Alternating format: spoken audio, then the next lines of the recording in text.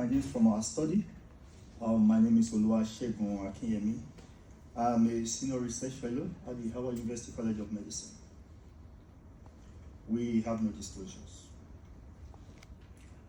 Gun-related fatalities has become a significant public health issue in the United States, and in fact, gun violence is responsible for 15 per 100,000 of population, 15 deaths per 100,000 of population.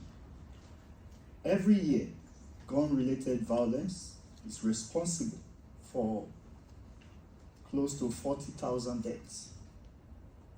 And even after we examine those who died, a significant proportion of people also suffer significant morbidity following gun violence.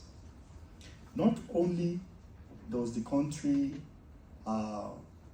experience significant morbidity and mortality, it is also a significant cause of economic burden on the United States, such that every year, gun violence is responsible for close to $600 billion burden on the economy. You may want to look at what this translates into. This is close to 3% of the gross domestic product of the country.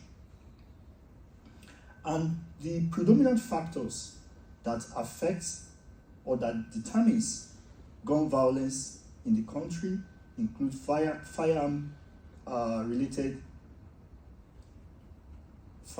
deaths and also homicide-related firearm-related homicides, such that any approach that attempts to improve this condition, that attempts to actually stem the tide of this issue, we have to focus on how to handle firearm-related suicide or firearm-related homicides.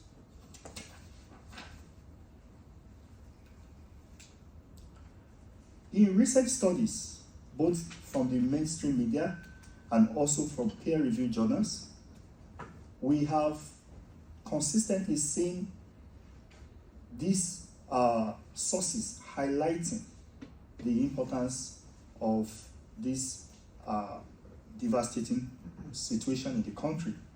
However, they kept giving us a skewed perspective on the scale of the issue, such that a casual observer will expect that the relative contribution of firearm homicides actually outpaced that of firearm-related suicide. So for the present study, we aim to explore and analyze the profiles, trends, and also the relative contributions of firearm-related fatalities from 1968 to 2022, making it 55 years period.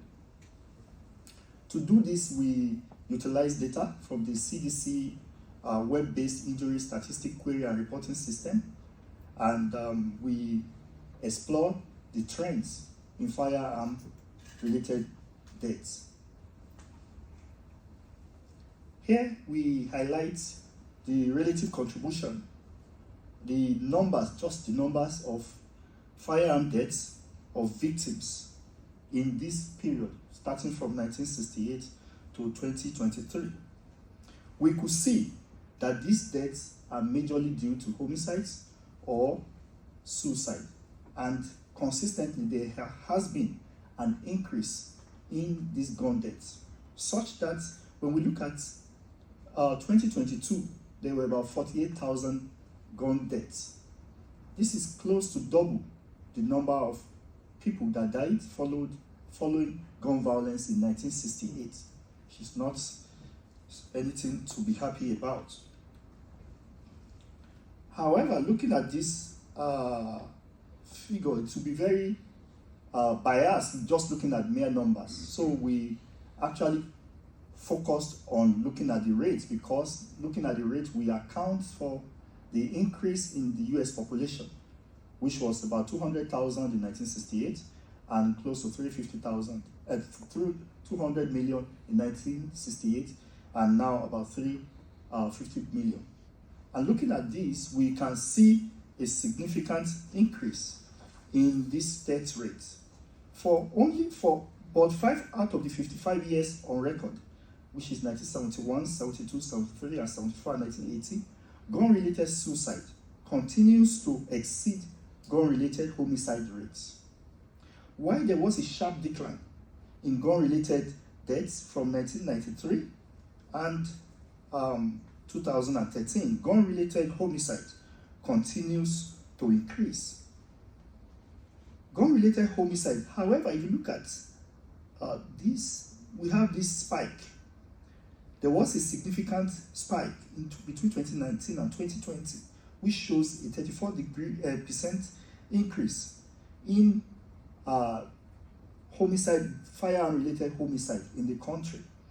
And that actually accounted for this blip in the overall gun violence, gun deaths between 2019 and 2020.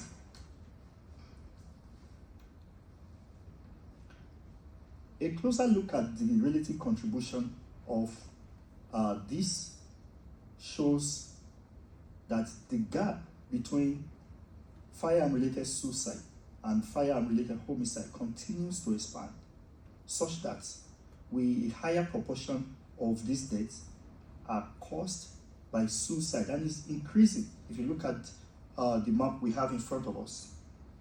And lastly, we actually did an analysis to just look at the profile of these patients or victims of gun violence. We looked at firearm-related suicide, we look at firearm-related homicides, and we also look at unintentional injuries.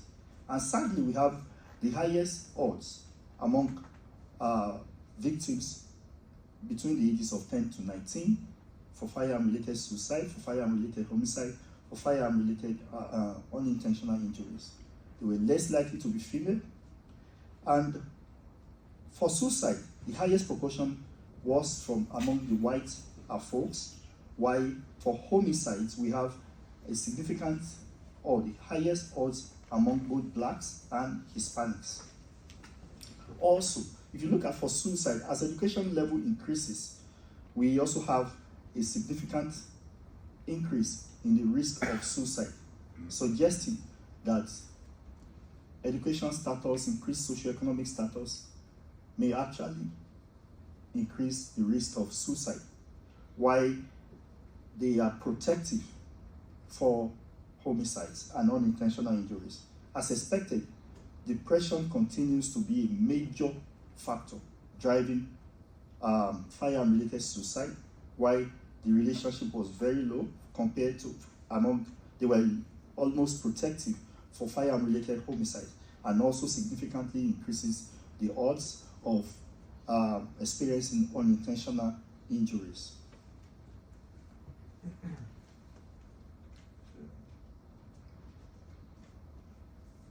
In conclusion, for only throughout the period that we have the CDC data, the largest proportion of deaths for gun violence has been due to suicide. And this is significant, and this calls to the fact that any measure that tends to increase or improve gun violence in the United States has to also focus on both mental health conditions, relieving mental health conditions, and also the issue of gun control. And despite the fact that it's been very difficult to achieve a consensus, a bipartisan consensus on gun control, knowing fully that the largest proportion of these deaths are as a result of suicide, and there is bipartisan consensus on mental health conditions, we propose that not only do we focus on the issue of gun violence, gun control, that there is significant political will should also be dedicated. Significant effort should be dedicated to improving mental health conditions in the country. Thank you. I'll be happy to answer your questions.